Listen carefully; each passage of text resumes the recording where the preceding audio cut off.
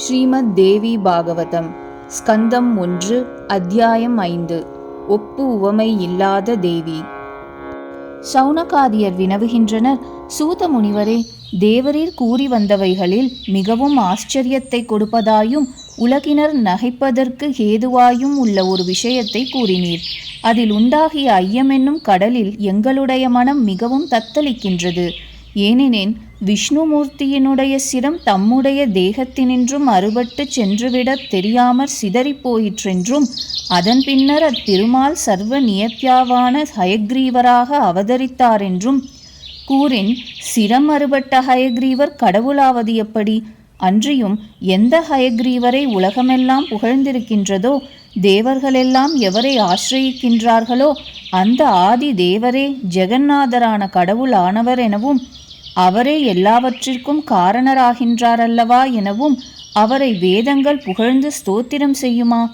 ஆகலான் முன்னர் கூறிய சிறப்பு வாய்ந்த விஷ்ணு மூர்த்தியினுடைய சிரம் ஒரு காலத்தில் தெய்வகதியாய் எப்படி போயிற்று?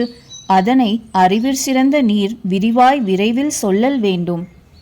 சூத முனிவர் பதில் கூறுகின்றார், ஓ மகரிஷிகளே, நீங்கள் அனைவரும் தேவர்களுக்கெல்லாம் தேவரும் பெரிய காந்தி உடையவருமான விஷ்ணு மூர்த்தியினுடைய சரித்திரத்தை சாவதானமாக முற்றும் முறையாக கேளுங்கள், கூறுகின்றேன்.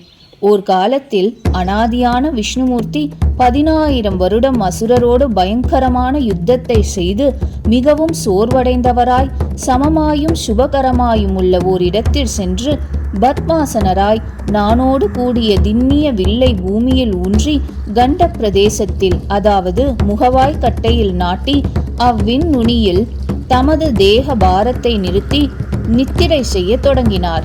அப்பொழுது அவ்விடத்தில் பிரபுவான அந்த லக்ஷ்மிநாதர் மிகவும் இளைப்படைந்தவர் ஆகையினால் தெய்வ செயலாய் பேருறக்கம் கொண்டனர். அக்காலத்தில் இந்திரன் முதலிய தேவர்களெல்லாம் தங்களுடைய காரிய சித்தியின் பொருட்டு பிரம்மருத்ரர்களோடு கூடி அநேக காலமாய் ஓர் யக்ஞம் செய்ய வேண்டும் என்கின்ற விருப்பமுடையவர்களாக யக்ஞகர்த்தாவாயும் பிரபுவாயும் விளங்கா நின்ற விஷ்ணு மூர்த்தியை பார்ப்பதற்கு வைகுண்டத்தை அடைந்தார்கள். வைகுண்டத்தில் அப்பொழுது நாராயணமூர்த்தியை காணாமல் தேவர்கள் தங்கள் ஞான திருஷ்டியினால் அவர் இருக்கும் இடமறிந்து அங்கு சென்று பிரபுவாகிய விஷ்ணுமூர்த்தி மெய்மறந்து நித்திரையில் இருப்பதை அறிந்து நித்திரை நீங்குமளவு இருப்போம் என்றெண்ணி அவ்விடத்திற்றானே இருந்தார்கள். இவ்வாறு இவரெல்லாம் நின்ற வண்ணமே நிற்க உலக கர்த்தாவாகிய விஷ்ணுமூர்த்தியோ நித்திரையிற்றானே இருந்தனர். பிரம்மருத்திரர்களை முதன்மையாக உடைய தேவர்கள் அனைவரும் இவரது பேருறக்கத்தைக் கண்டு சிந்தா குலமாயினர். பின்னர் இந்திரன் தன் பரிவாரங்களாகிய தேவர்களை பார்த்து, தேவர்கள், இப்பொழுது யாம் யாது செய்வோம்? விஷ்ணுவினுடைய நித்திரைக்கு பங்கம் செய்வது உச்சிதமாகுமா? இதனை ஆராய்ச்சி செய்யுங்கள் என்று கூறினன். அப்பொழுது ருத்திரர் இந்திரனை பார்த்து கூறுகின்றார், நித்திரையை பங்கப்படுத்துவதினால் குற்றம் இருக்கின்றது. குற்றமுளதாயினும் இச்சமயம் தேவர்கள் செய்ய வேண்டிய யஜ்ஞத்திற்கு ஏது ஒன்றை தேடிக்கொள்ளல் வேண்டும். அன்றியும் பூர்வத்தில் சத்தியலோக வாசியான பிரமனால் செல் என்கின்ற ஒரு செந்து உற்பத்தி செய்யப்பட்டிருக்கின்றது. அந்த செல்லுருவத்தினால் இப்பொழுது பூமியில் நாட்டியிருக்கப்பட்ட வில் நுனியை பட்சிப்பதற்கு வேண்டிய முயற்சியிலே தலைப்படுங்கள். அப்படி வில் நுனி பட்சிக்கப்படுமேயானால் வில்லானது மேலே நிமிர்ந்துவிடும். அதன் பின்னர் இந்த நாராயணர் நித்திரையினின்றும் நீங்கி விழித்துக் கொள்வர். அப்பால் தேவ காரியம் அனைத்தும் நிர்விக்னமாய் நிறைவேறும் என்பதில் சந்தேகமில்லை. தேவர்களில் சிறந்த ருத்திரர் இந்திரனை செல்லுரு கொண்டு வரும்படி ஆக்ஞை செய்த அப்பொழுதே அவர் ஆணையின்படி செல்லுரு கொண்டு இந்திரன் ருத்ரமூர்த்தியை நோக்கி சிலவெண்ணி கூறுகின்றான், எங்களுக்கு தலைவரும் உலகத்திற்கு குருவும் ஆகிய லக்ஷ்மிநாதருக்கு யான் நித்ராபங்கம் எவ்வண்ணம் செய்யலாம்? நித்ராபங்கம் செய்வது கதாச்சேதம் செய்வதும், அதாவது இதிகாசாதிகளில் முறையே சொல்லி வந்து இடைவிடுவதும், ஸ்திரீ புமான்களாகிய தம்பதிகளுக்குள் அமைந்துள்ள பிரேமாதிசயத்தை கெடுப்பதும், தாயை விட்டு சிசு தனித்திருக்கச் செய்வதும் ஆகிய இவையெல்லாம் பிரம்மஹத்திக்கு சமானமாக சொல்லப்பட்டிருக்கிறதல்லவா? ஆதலால் யான் தேவதேவரான விஷ்ணுமூர்த்திக்கு சுக சாதனமாயுள்ள நித்திரையை எப்படி பங்கம் செய்ய துணிவேன்? ஓ தேவனே, யான் எந்த கிருத்தியத்தினால் பாவத்தை செய்தவனாக ஆவேனோ அந்த கிருத்தியம் இதுவாகவே இருக்கின்றமையால் அந்த வில்லை பட்சிப்பதனால் வரும் பிரயோஜனம் என்ன? இவ்வாறு யோசிப்பேனாயின் உலகத்தில் யாவரும் தன் காரியார்த்தமாய் பாவத்தை செய்கின்றாரல்லவா? ஆதலால் யானும் என் பிரயோஜனத்தை நாடியே வில்லை பக்ஷிக்கின்றேன் என்றனன். அப்பொழுது பிரம்மன் கூறுகின்றார், ஓ இந்திரனே, நீ அங்கனம் செய்வையாயின் யாங்கள் யக்ஞம் செய்யும் சமயத்தில் உனக்கு அவிர்வாகம் கொடுக்கின்றோம். ஆகையால் நீ சொன்னபடியே எங்களுடைய காரியத்தை செய். விஷ்ணுவை எழுப்புவாயாக, சாவகாசம் செய்யாதே.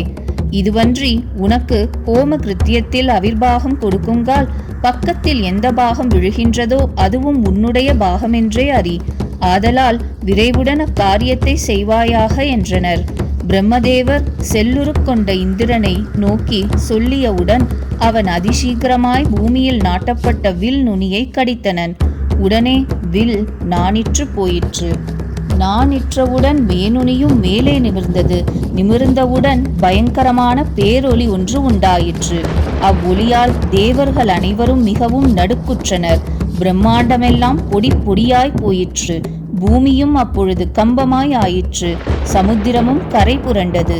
நீர்வாழ் உயிர்களும் அச்சமுற்றன. அப்படியே காற்றும் வேகமாக வீசிற்று. பர்வதங்களும் நடுங்கின. இனி வரப்போகின்ற துக்கத்தை சூசிப்பிக்கின்ற அழற்கொல்லிகளாக மகோத்பாதங்களும் உண்டாயின. திக்குகளெல்லாம் மிகவும் கோர தரங்களாயின. சூரியனும் அஸ்தமனம் அடைந்தவன் போல் ஆயினன்.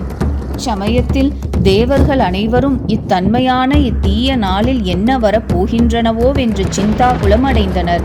ஓ முனிவர்களே, தேவர்களெல்லாம் இவ்வாறு மனக்கவலையுற்றிருக்கும் அளவில் விஷ்ணுவினுடைய மகுட குண்டலங்களோடு கூடிய சிரம் அறுபட்டு போனவிடம் தெரியாமற் போயிற்று. அப்பொழுது கோரமான அந்தகாரம் சிறிது நீங்கிற்று. நீங்கியவுடனே பிரம்மருத்திரர் இருவரும் அழகு குறைந்ததும் சிரமற்றதுமான சரீரத்தை கண்டனர். தேவர்களும் அந்த விஷ்ணுவினுடைய கபந்தமாய் இருக்கின்ற சரீரத்தை கண்டு, ஆஹா, என்ன ஆச்சரியம் அடைந்து துன்பக்கடலில் மூழ்கி சோகத்தால் பீடிக்கப்பட்டவர்களாய் ஹூஹூவென்று பேரொலியிட்டு அழுதனர். ஓ நாதா, இதுவென்ன? ஓ பிரபோ, மனிதர்களால் கணிக்கக்கூடாத அத்புதமான செய்கையாயிருக்கின்றதே. ஓ அனாதியான தேவனே, இது தேவர்கள் அனைவருக்கும் இம்சையை தருகின்றது. உம்முடைய சிரமானது எதனால் அபகரிக்கப்பட்டது? இஃது எந்த தெய்வத்தினுடைய மாயை? நீர் ஒருவராலும் சேதிக்கப்படாதவராயிற்றே. ஓ விஷ்ணுவே, நீரே இந்த கதியை அடைவீரானால் இனி தேவர்களுக்கும் மரணமடைவதுதான் கதி. ஆகையால் உம்மிடத்தில் எப்படிப்பட்ட சிநேகமும் இல்லை. இப்பொழுது எங்களுடைய காரியத்தினாலேயே யாங்கள் துன்பப்படுகின்றோம்.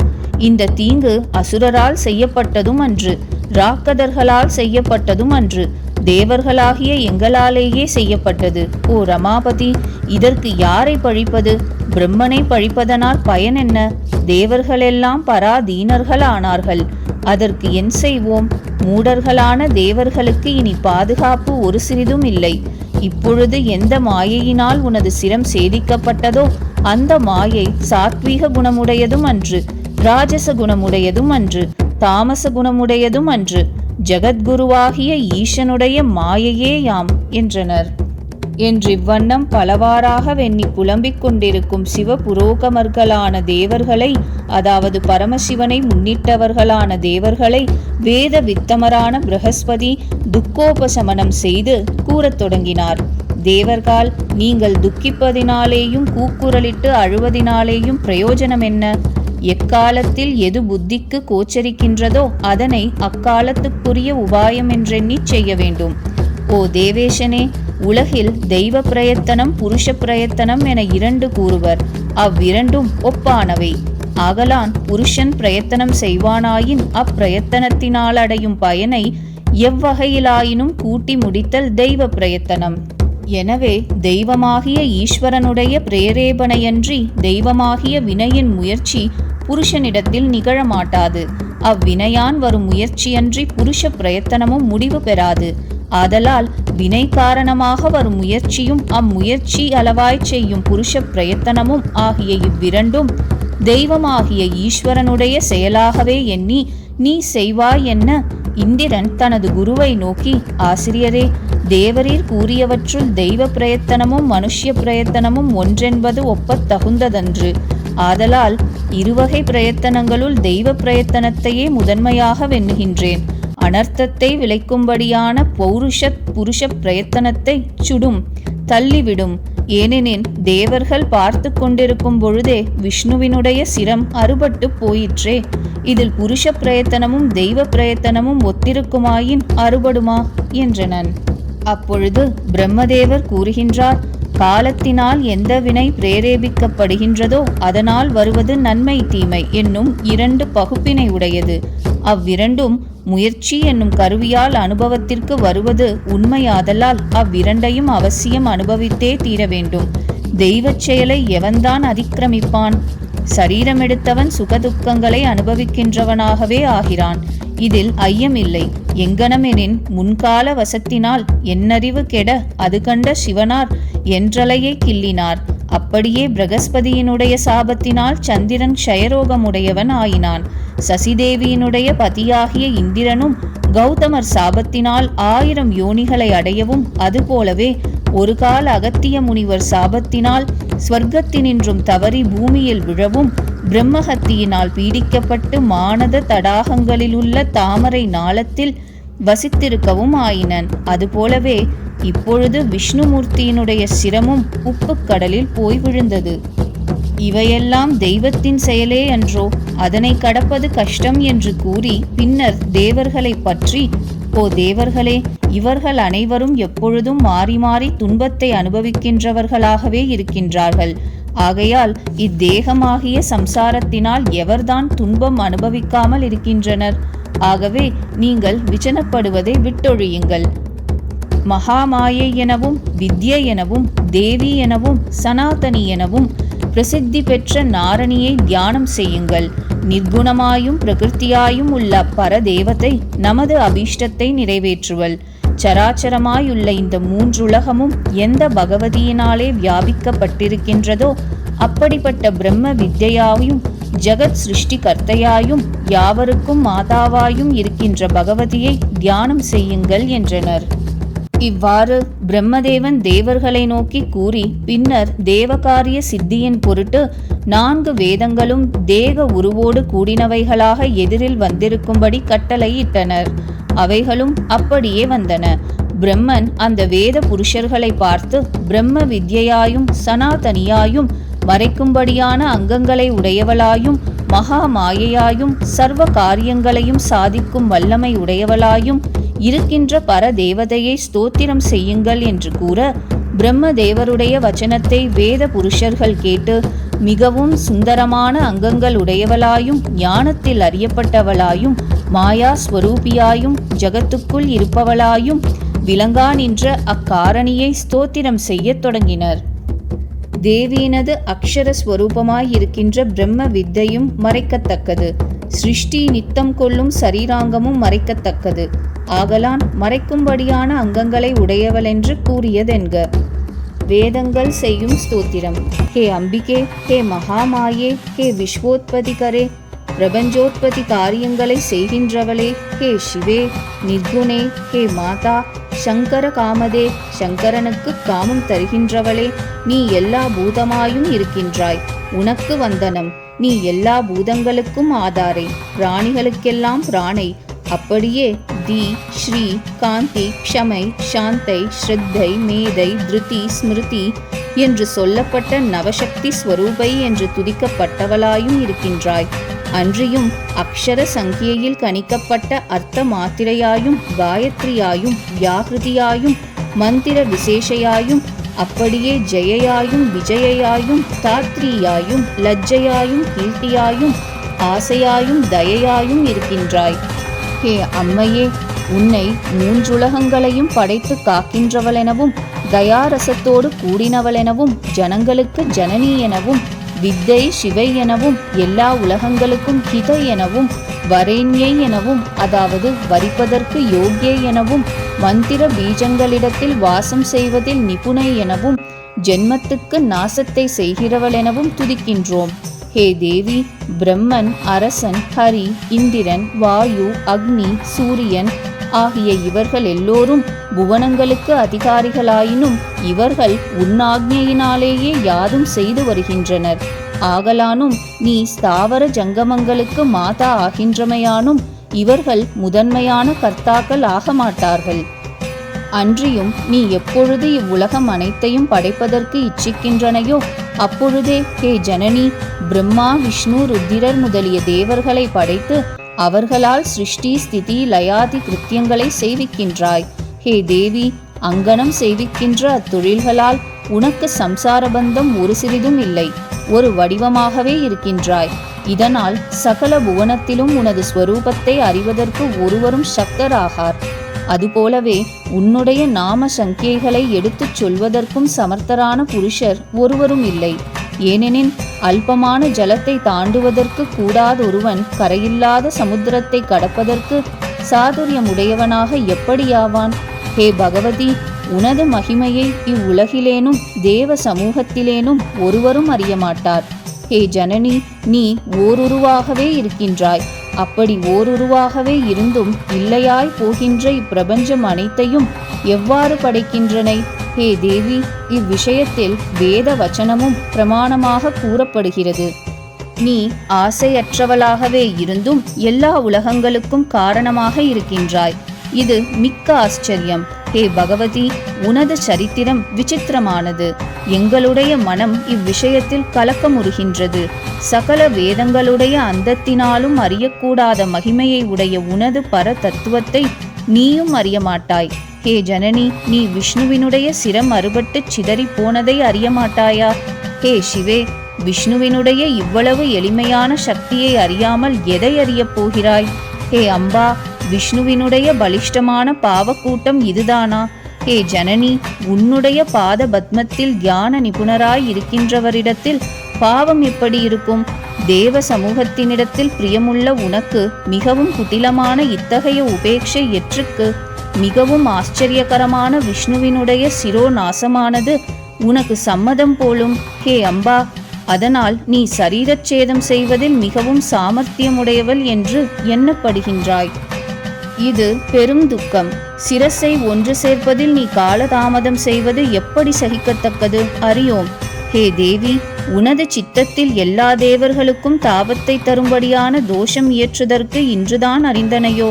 அன்றி யுத்தத்தினால் விளைந்த சொல்லதற்கரிதான விஷ்ணுவினுடைய அகங்காரமே வேகமாய் சேதிப்பதற்கு சக்தி உடையதாயிற்றோ? ஹே அம்பா, உனது மகிமா விலாசத்தை யாங்கள் அறியவே மாட்டோம். ஹே பவானி, இப்பொழுது அவ்விஷ்ணுவினுடைய சிரம் மிகவும் ரம்யமான தீர்த்த பிரதேசத்தில் கோரமான தவம் செய்து உன்னிடத்தில் வரம் பெற்றவரும் அவ்விஷ்ணுவினால் யுத்தத்தில் ஜெயிக்கப்பட்டவருமான அசுரர்களால் மறைந்து போகும்படி செய்விக்கப்பட்டதா? இப்படி தலையற்று போன வாசுதேவனை பார்ப்பது அவர்களுக்கு ஒரு வினோதமா? முதன்மையானவளே, அன்றியும் நீ சமுத்திரராஜனுக்கு புத்திரியான லக்ஷ்மியினிடத்தில் கோபம் கொண்டனையோ இல்லையாயின் இந்த லக்ஷ்மியை நாதனற்றவளாக பார்க்கின்றது எற்றுக்கோ? அக்கமலாசினி உனக்கு ஏதேனும் அபராதம் செய்திருப்பாளாயினும் அவள் உனது அம்சத்தினின்று உண்டானவளாகலின் அவளுடைய அபராதம் பொறுக்கத்தக்கதன்றோ? இனி என் விண்ணப்பத்தை ஏற்று இந்த விஷ்ணுவை எழுப்பி ஸ்ரீ தேவியை சந்தோஷப்படுத்தும்படியாக செய்வது அவசியம். ஹே சகலாதிநாதை, இந்த லக்ஷ்மியே அல்லாமல் இந்த தேவர்களும் துக்க சாகரத்தில் மூழ்கியிருக்கின்றனர். இவர்களோ காரியங்களில் முதன்மையானவராயும் பிரசித்தமான பிரபாவத்தை உடையவராயும் இருக்கின்றவர். உன்னை எப்பொழுதும் நமஸ்கரித்துக் கொண்டும் இருக்கின்றனர். ஆகையால் இவர் அனைவருக்கும் நாதனாய் விளங்கான் என்ற விஷ்ணு மூர்த்தியை எழுந்திருக்கச் செய்து அவர்களை துக்க சாகரத்தினின்றும் கரையேற்றுவாயாக. ஹே தேவி, விஷ்ணுவினுடைய சிரம் எவ்விடம் சென்றதோ அறியோம். இப்பொழுது அவரை பிழைப்பிக்கும் உபாயம் யாங்கள் வேறொன்றையும் அறிந்திலம். நீயோ எப்படி அமிர்தமானது தேவர்களை ஜீவிக்கச் செய்யும் தொழிலில் ஆற்றலுடையதோ அப்படியே உலகத்திற்கு பிராணனை கொடுக்கும் தொழிலில் ஆற்றலுடையவள். இவ்வண்ணம் சரீரத்தோடு வெளிவந்த வேதாகமங்கள் குணாதீதையாயும் மகா மாயா ஸ்வரூபையாயும் உள்ள மகாதேவியை ஸ்துதிக்க அத்தேவி பிரசன்னையாய் ஆகாயத்தில் தோன்றி இனிய ஓசையால் ஜனங்களுக்கு ஆனந்தத்தை தருவதும் சுபகரமுமான அசரீரி வாக்கால் அந்த தேவர்களை நோக்கி கூறுகின்றாள். ஓ தேவர்கள், நீங்கள் துன்பப்பட வேண்டாம். அமரர்களே, ஸ்வஸ்தமாக இருங்கள். வேதங்கள் என்னை துதித்தன, அதனால் சந்தோஷமடைந்தேன். இதில் சம்சயமில்லை. இந்த மானிட பிரபஞ்சத்தில் எந்த புருஷன் என் சம்பந்தமான இத்துதியை எப்பொழுதும் பக்தியுடன் ஸ்தோத்திரம் செய்கின்றானோ அவன் எல்லா அபிஷ்டங்களையும் அடைவன். எந்த புருஷன் 3 காலத்திலும் பக்தியோடு எனது சம்பந்தமான இத்தோத்திரத்தை தவறாமற் கேட்கின்றனோ அப்புருஷன் துக்கத்தினின்றும் நீங்கினவனும் சுகம் அடைந்தவனும் ஆகின்றனன். இத்தோத்திரம் வேதத்தினால் சொல்லப்பட்டபடியால் வேதத்துக்கு ஒப்பானதாம். இனி எக்காரணத்தினால் விஷ்ணுவினுடைய சிரம் அறுபட்டு போயிற்றோ அக்காரணத்தை இப்பொழுது கேளுங்கள். சம்சாரமாகிய இந்த பிரபஞ்சத்தில் ஒருவருக்கும் ஒரு காரணமன்றியில் நன்மை தீமையாகிய காரியங்கள் எப்படி சம்பவிக்கும்? ஓர் காலத்தில் விஷ்ணுமூர்த்தி சமுத்திரராஜ புத்திரியும் தன் சமீபத்தில் நிலை பெற்றிருப்பவளும் பிரியதமையுமாகிய லக்ஷ்மியினுடைய மனோரம்யமான முகத்தை பார்த்து இகழ்ந்து கூறினர். லக்ஷ்மி தேவி, பிரபுவான பதி நம்மை பார்த்து ஏன் பரிகாசம் செய்கின்றார்? நமது முகம் யாது காரணத்தினால் அவருக்கு விரூபமாக காணப்பட்டது? அது நம்மால் அறியப்படவில்லை. இது உண்மையாயினும் காரணமில்லாமல் நம்மை பரிகாசம் செய்தற்கு ஏதுவென்னை? நம்மிலும் சிறந்த சுந்தரியான வேறொரு காம கிழத்தியே இப்படி நம்மை செய்யும்படி சொல்லி இருக்க வேண்டும் என்று ஆலோசித்து கோபம் கொண்டு தமோகுண பிரதானை ஆயினள். அப்பொழுது தாமச சக்தியும் அவளது தேகத்தில் வியாபித்தது. மிகவும் கொடூரமான தாமச சக்தி அந்த லக்ஷ்மி தேகத்தில் வியாபித்ததை ஆராயுங்கால் யாதோ ஒரு காலத்தில் தேவகாரிய சித்தி உண்டாகும் பொருட்டென்றே நிச்சயிக்க வேண்டும். இது நிற்க பின்னர் அந்த ஸ்ரீதேவி தாமச சக்தியினால் கவரப்பட்ட தேகத்தை உடையவளாய் மிகவும் உக்ராவேசம் கொண்டு திருமாலை நோக்கி, உன்னுடைய தலை அற்றுப்போக கடவது என்கின்ற இக்கடுஞ்சொல்லை கோப மிகுதியினால் தழுத்தழுத்து கூறினள். அந்தோ வைதவ்யத்தினால் வரும் துக்கத்தை காட்டிலும் காம கிழத்தியினால் வரும் துக்கம் மிகவும் கொடுமையானதென்றெண்ணி தாமச சக்தியின் சம்பந்தத்தினால் இவ்வாறு கூறினள். எனவே லக்ஷ்மி தேவி, நாம் சாபம் இடுவோமாயின் பதியை இழக்க நேருமே, அது வருமாயின் சுகத்துக்க கழிவும் அமங்கலத்துவமும் உண்டாகுமே என்கின்ற எண்ணம் கொள்ளாமல் மாற்றாலிடத்து கொண்ட பகையினால் தன் கணவன் அவளுக்கு உதவாமற் போக வேண்டும் என்கின்ற எண்ணத்தையே பெரிதாக கொண்டனள். ஓ முனிவர்களே, ஸ்திரீகளுக்கு மூர்க்கத்தன்மையும் தயையின்மையும் பேராசையும் ஆச்சாரமின்மையும் அசத்தியம் பேசுவதும் சாகசம் செய்வதும் மாய வித்தை காட்டுவதும் ஆகிய இவைகளெல்லாம் இயற்கையாய் உண்டாகும் துர்குணங்களாகும். இது நிற்க விஷ்ணுமூர்த்திக்கு சாபம் வந்த காரணத்தை கூறிய பின்னர் தேவி தேவர்களை நோக்கி, ஓ தேவர்கள், இந்த விஷ்ணுவினுடைய தலை உப்புக்கடலில் ஆழ்ந்து போயிற்று. இப்பொழுது அந்த வாசுதேவனை சிரத்தோடு கூடினவனாக செய்கின்றேன். இதுவன்றியும் வேறொரு காரணம் இருக்கின்றது. அதனால் உங்களுக்கு மகத்தான காரியானுகூலம் உண்டாகப் போகின்றது. இதில் ஐயமில்லை. முன்னொரு காலத்தில் மகாபாகுவும் பெருந்தோழனும் ஹயக்ரீவன் என்ற பிரசித்தி பெற்றவனுமான ஓர் அசுரன் சரஸ்வதி நதிக்கரையில் மிக கடினமான தவம் செய்திருந்தனன். அவ்வசுரன் ஆகாரம் இல்லாதவனாயும் ஜிதாத்மாவாயும் எல்லா போகங்களையும் வர்ஜித்தவனாயும் எனது மாயா பீஜாத்மகமான ஏகாட்சர மந்திரத்தை ஜபித்தவனாயும் சர்வாபரணங்களாலும் அலங்கரிக்கப்பட்ட எனது தாமச சக்தியை தியானித்தவனாயும் 1000 வருஷம் கோரமான தவம் செய்து வந்தனன். அப்பொழுது அவனுடைய கண்ணுக்கெதிரில் அவ்வசுரனால் எவ்வாறு தியானிக்கப்பட்டேனோ அவ்வாறே அத்தகைய தாமச உருவம் கொண்டு யான் சிம்ம வாகன ரூடையாய் அவனிடத்தில் கருணை உடையவளாய் தோன்றி, ஓ மகாபாக்யவந்தனே, விரதசீலனே, நீ விரும்பிய வரத்தை கேட்பாய், அதனை உனக்கு தருகின்றேன் என்று கூறினேன். அவன் என்னுடைய இனிய வச்சனத்தை கேட்டு சந்தோஷ பூரிதனாய் அதிசீக்கிரத்தில் பிரதட்சிண நமஸ்காரம் செய்து எனது அற்புத ரூபத்தைக் கண்டு பிரேமையினால் மலர்ந்த கண்களை உடையவனாய் சந்தோஷத்தினால் ஆனந்த கண்ணீர் பெருக ஸ்துதிக்கத் தொடங்கினான். ஹே தேவி, மகாமாயே, சிருஷ்டி ஸ்திதி சம்ஹார காரிணி, பக்தர்களுக்கு அனுகிரகம் செய்வதில் சாமர்த்தியமுடையவளே, அபீஷ்டத்தை தருபவளே, மோட்சத்தை கொடுக்கின்றவளே, உனக்கு வந்தனம். பிருத்திவி, அப்பு, தேயு, வாயு, ஆகாயம் ஆகிய பஞ்சபூதங்களுக்கும் கந்த ரச ரூப ஸ்பரிச சப்தங்களுக்கும் நீயே காரணை. ஆக்ரானம், ஜிஹ்வை, சக்ஷு, த்வக், ஸ்ரோத்ரம் ஆகிய ஞானேந்திரியங்களுக்கும் உபஸ்தங்கள் என்னும் கர்மேந்திரியங்களுக்கும் ஆகிய இவைகளெல்லாம் உன்னிடத்திலிருந்தே வெளியாகின்றன என்று ஸ்தோத்திரம் செய்தனன். யான் அவனை பார்த்து உனது பக்தியினாலும் அற்புதமான தவத்தினாலும் ஆனந்தமடைந்தேன். உனக்கு அபீஷ்டமான வரம் யாது? சொல்வாய். எதை நீ விரும்புகின்றனையோ அதனை தருகின்றேன் என்றேன். அவன், ஹே அம்பா, எனக்கு எப்படியானால் மரணம் நேரிட மாட்டாதோ அந்த வகையாய்ச் செய்வாய். யான் எப்படி யோகியாய் தேவர் அசுரர்களால் ஜெயிக்கப்படாதவனாய் தேவத்துவத்தை அடைவேனோ அப்படி செய்வாய் என்றனன். ஜென்மம் எடுத்தவனுக்கு மரணம் நிச்சயம், அதுபோலவே மரணம் அடைந்தவனுக்கு ஜென்மம் நிச்சயம். இத்தகைய மரியாதை உலகத்தில் வழங்கப்பட்டு வருகின்றது. இம்முறைமைக்கு மாறான விதி எப்படி உண்டாகும்? ஓ அசுரகுலோத்தமனே, நீ இவ்வாறு மரண விஷயத்தில் நிச்சய புத்தி வைத்து மனதினால் யோசித்து உனக்கு இஷ்டமான வேறு வரத்தை கேட்பாயாக என்றேன். அவன், ஹே ஜெகதம்பிகே, எனக்கு ஹயக்ரீவனிடத்திலிருந்தே மரணம் உண்டாக வேண்டும். வேறொருவராலும் எனக்கு மரணம் வரக்கூடாது. இதுதான் என் மனதில் உதித்த இஷ்டம். இந்த இஷ்ட காமத்தை பூரணம் செய்வாயாக என்றனன். ஓ மகா பாக்யவந்தனே, வீடு போய் சேர்ந்து ராஜ்ய பாரத்தை உன் இஷ்டம் போர் செய்வாயாக. ஹயக்ரீவனை தவிர உனக்கு வேறொருவராலும் மரணம் நேரிட மாட்டாது, இது நிச்சயம் என்று அந்த ஹயக்ரீவனுக்கு வரம் தந்து அப்பொழுதே மறைந்து போயினேன். அந்த அசுரனும் பரமானந்தத்தை அடைந்து தன் வீட்டுக்குச் சென்றனன். பின்னர் துஷ்டாத்மாவான அந்த அசுரன் மகரிஷிகளையும் வேதங்களையும் பீடித்தும் நிந்தித்தும் வந்தனன். அவ்வசுரனை கொல்லத்தக்கவர் மூன்றுலகத்திலும் இல்லை. ஆதலால் பிரம்மதேவன் மனோகரமான குதிரையினுடைய சிரசை அறுத்து சிரோபங்கனான விஷ்ணுவினுடைய தேகத்தில் இப்பொழுது சேர்த்து விடுவான். அதன் பின்னர் ஹயக்ரீவனான நாராயணன் உங்களுடைய நன்மையை கருதி பாபிஷ்டனும் கிரூரனும் பகைவனுமான அவ்வசுரனை கொல்லப் போகின்றான் என்று கூறினள். இவ்வாறு தேவர்களை நோக்கி ஆகாசவாணியாய் கூறிய சர்வாணியாகிய மகாதேவி மௌனமுற்றனள். பின்னர் தேவர்களும் பரமானந்த பரவசராய் தேவ சில்பியான பிரம்மதேவனை நோக்கி கூறத் தொடங்கினர். ஓ பிரம்மதேவரே, தேவர்களுடைய காரியமாகவிருக்கின்ற விஷ்ணுவினுடைய சரீரத்தில் தலையை பொருத்துவதை செய்வீர். பின்னர் ஹயக்ரீவ உருவங்கொண்ட விஷ்ணுமூர்த்தி அசுர சிரேஷ்டனான அந்த ஹயக்ரீவனை சம்ஹரிப்பதாகிய தேவ காரியத்தை செய்து முடிப்பரென்று கூறினர்.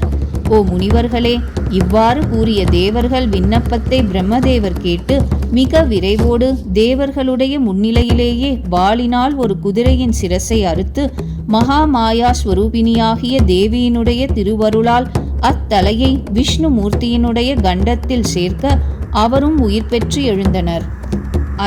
அதனால் தொட்டு விஷ்ணுமூர்த்தி ஹயக்ரீவர் எனும் திருநாமம் உடையவர் ஆயினர்.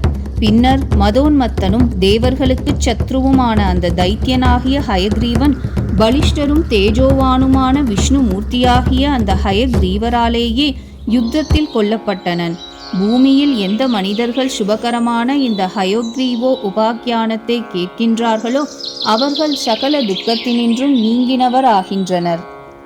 இதில் ஐயமில்லை. இந்த மகாமாயா ஸ்வரூபிணியாகிய தேவி சரித்திரம் பாபத்தை போக்குவது, பரிசுத்தமானது, படிப்பவர்களுக்கும் சர்வ சம்பத்தை தருவது.